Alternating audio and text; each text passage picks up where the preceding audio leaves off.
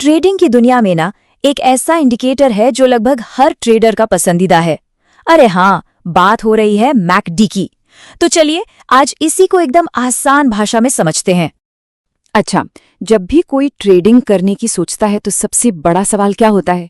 यही ना कि भाई मार्केट किधर जाएगा और कितनी तेजी से। बस मैकडी ठीक इसी सवाल का जवाब ढूंढने में हमारी मदद करता है। तो बस अगले कुछ मिनटों में हम इस पावरफुल टूल को ऐसे अनलॉक करेंगे कि इसके सिग्नल्स को पढ़ना और उन्हें अपनी ट्रेडिंग में इस्तेमाल करना एकदम आसान हो जाएगा।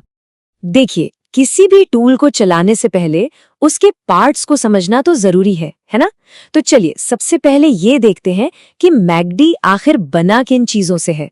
इसका पूरा नाम है मूविंग एवरेज कन्वर्जेंस डाइवर्जेंस। अरे नाम पर मत जाइए, सीधा सा मतलब ये है कि ये मूविंग एवरेजेस के बीच के रिश्ते को नापता है ताकि हमें मार्केट के ट्रेंड और मोमेंटम मतलब उसकी रफ्तार का अंदाजा लग सके। तो मैकडी के अंदर ना 3 मेन हिस्से होते हैं। चलिए एक एक करके देखते हैं कि ये हैं क्या और इनका काम क्या है। तो ये देखिए, MACD लाइन हमें ट्रेंड का डायरेक्शन बताती हैं और सिग्नल लाइन वो एंट्री का इशारा दे सकती है। लेकिन सच कहूं तो असली खिलाड़ी तो यहाँ पर हिस्टोग्राम है। ये जो बार्स दिख रहे हैं ना, ये हमें सीधे सीधे एक नजर में बता देते हैं कि ट्रेंड में कितना दम बाकी है। चलो अब थ्योरी से आगे बढ़ते हैं और देखते हैं कि ये काम कैसे करता है। अब हम मैकडी की भाषा सीखेंगे। ये वो 5 खास इशारे हैं जिन्हें समझकर मार्केट की हलचल को काफी बेहतर तरीके से पढ़ा जा सकता है। हाँ, तो कुल मिला के 5 की सिग्नल्स हैं जिन्हें हम एक एक करके समझने वाले हैं। तो शुरुआत करेंगे हिस्टोग्राम के स्लोप से, फिर समझेंगे क्रॉसओवर और जीरो लाइन को, और आखिर में आएंगे सबसे मजेदार और सबसे पावरफुल सिग्नल पर, डाइवर्जेंस। इसे ऐसे समझिए, जब हिस्टोग्राम के बार्स बड़े होते जा रहे हैं तो मतलब मार्केट तेजी से सांस अंदर ले रहा है, यानी मोमेंटम बढ़ रहा है।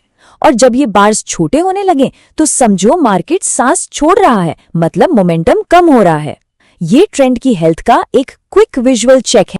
हालांकि बाकी सारे सिग्नल्स भी बहुत काम के हैं, लेकिन अगर ट्रेंड के पलटने का मतलब रिवर्सल का कोई अर्ली सिग्नल पकड़ना है तो डाइवर्जेंस को समझना बहुत बहुत जरूरी है। तो डाइवर्जेंस होता क्या है? ये तब होता है जब कीमत यानी प्राइस और इंडिकेटर दोनों अलग अलग कहानी सुना रहे होते हैं। जैसे बुलिश डाइवर्जेंस में प्राइस तो नया लो बना रहा है पर मैक्ड का मोमेंटम ऊपर की तरफ इशारा कर रहा है। ये एक साफ संकेत है कि बेचने वालों का जोर अब घट रहा है। और बेयरिश डाइवर्जेंस में ठीक इसका उल्टा होता है।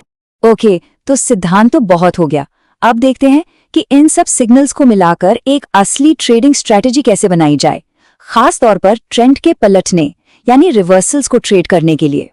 एक बात हमेशा याद रखनी है, MACD को कभी अकेले इस्तेमाल नहीं करना। जब हम इसे सपोर्ट और रेजिस्टेंस जैसे क्लासिक तरीकों के साथ मिला देते हैं ना, तो हमें एक बहुत ही मजबूत, एक हाई प्रोबेबिलिटी सेटअप मिलता है। ये सेटअप बहुत ही सीधा है। स्टेप 1, चार्ट पर एक जरूरी प्राइस लेवल ढूंढिए, मतलब सपोर्ट या रेजिस्टेंस। स्टेप 2, जैसे ही प्राइस उस लेवल पर पहुंचे डाइवर्जेंस का इंतजार करिए। और स्टेप 3, हिस्टोग्राम से फाइनल कंफर्मेशन मिलने पर ही ट्रेड में एंट्री लीजिए। बस। पर मैकडी सिर्फ रिवर्सल्स पकड़ने के लिए नहीं है, ये ट्रेंड के साथ चलने में यानी ट्रेंड फॉलोइंग में भी उतना ही दमदार है। तो आइए अब ये देखते हैं कि एक मजबूत ट्रेंड में पुल बैक यानी छोटी मोटी गिरावट पर एंट्री कैसे ली जाए। यहाँ हम EMA बैंड्स का इस्तेमाल करते हैं जो हमें ट्रेंड की दिशा और उसकी ताकत बताते हैं। तो जब प्राइस इन बैंड्स पर वापस आता है और साथ ही मैकडी भी हमें एक इशारा देता है, तो ये ट्रेंड में फिर से शामिल होने का एक शानदार मौका हो सकता है। वाह, तो हमने काफी कुछ कवर कर लिया है।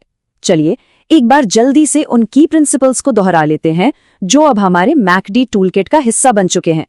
और ये शायद सबसे जरूरी सबक है। याद रखिए, MACD एक बहुत पावरफुल टूल है, पर यह कोई जादू की छड़ी नहीं है। कंफर्मेशन हमेशा जरूरी है। तो इन 4 बातों को हमेशा ध्यान में रखना है। पहली, MACD ट्रेंड और मोमेंटम दोनों को नापता है। दूसरी, हिस्टोग्राम मोमेंटम को एक नजर में देखने का सबसे तेज तरीका है। तीसरी, डाइवर्जेंस ट्रेंड बदलने का एक बहुत पावरफुल अर्ली वार्निंग सिग्नल है। और सबसे जरूरी चौथी बात कि इसे हमेशा दूसरे टूल्स के साथ मिलाकर ही इस्तेमाल करें। तो इतनी जानकारी के साथ अब सवाल ये है कि अगली बार चार्ट पर सबसे पहले कौन सा MACD सिग्नल ढूंढा जाएगा?